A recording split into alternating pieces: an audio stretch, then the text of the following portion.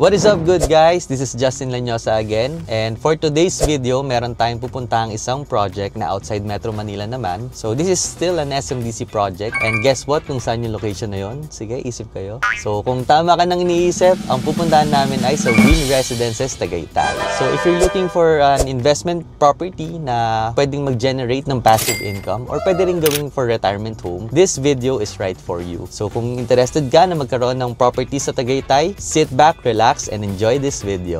Bye! Hi guys! Medyo malapit na kami. So makikita nyo dito sa ating navigator. Wow, navigator.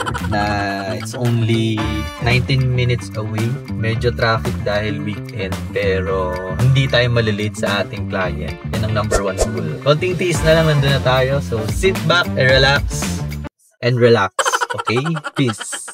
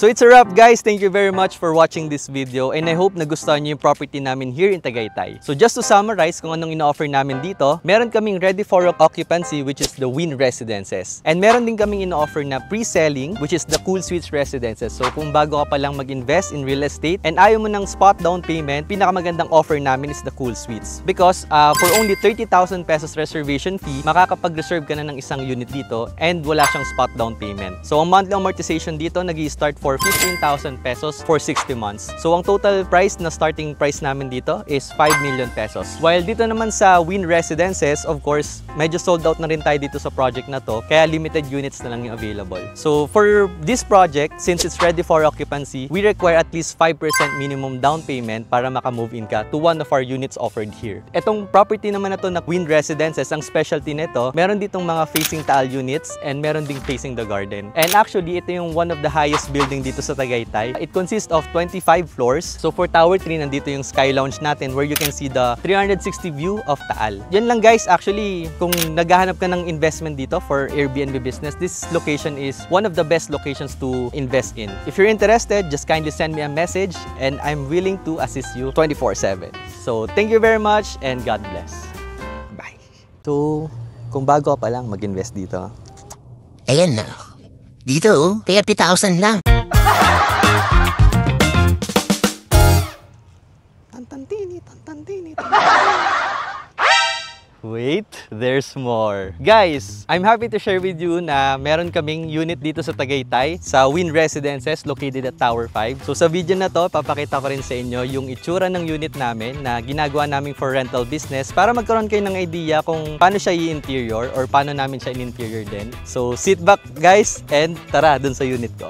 Let's go! So ito guys, makikita nyo napakaganda ng amenities dito. 30% of the open space here is allotted for green spaces. Kaya kung gusto mong mag-picnic and kung gusto mo naman maglaro ng frisbee or soccer, pwede kayo dito mag-play around and pwede mo rin ma-enjoy yung open space natin dito to feel the weather of Tagaytay City. So tara guys, punta tayo dun sa unit ko sa Tower 5 para makita nyo naman kung paano natin pinapaikot ang ating investment. As the agent of SMDC, I would like to share with you na 3 years ago, nag-invest kami ng partner ko dito sa Tower 5. So nung kinuha namin siya, talagang pandemic pa nun eh. Nag-take risk kami and we are so blessed kasi yung property na yon nakuha lang namin siya for 3M and ngayon ang value na nun is nasa 6 million na. So imagine niyo guys, if mag-i-invest kayo ng maaga and mag-i-invest kayo na wala pang price increase, talagang yung income na makukuha nyo dun sa unit is talagang magdodoble yung presyo niya. Hanggang ngayon na medyo maaga pa pwede mag-invest, I would really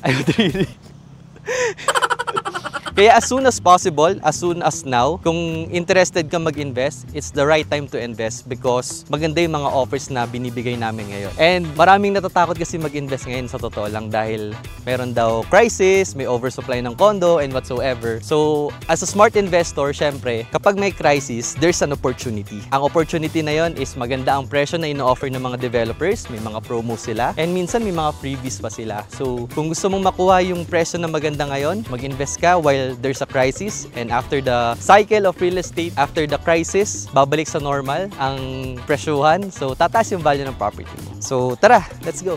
Guys, ito pala yung Cool Suites Tower namin. Actually, meron din kaming ready for occupancy, kaso sold out na yan. So, yung nakikita yung nakabakod na blue, yan yung pre-selling property namin. So, for Cool Suites, meron pa tayong 4 na building na iniintay. So, yung dalawa doon, Towers C and D, yun yung naka-pre-selling namin ngayon for only 30,000 pesos reservation fee and 15K monthly for 60 months for the down payment. Makakapag-invest ka na.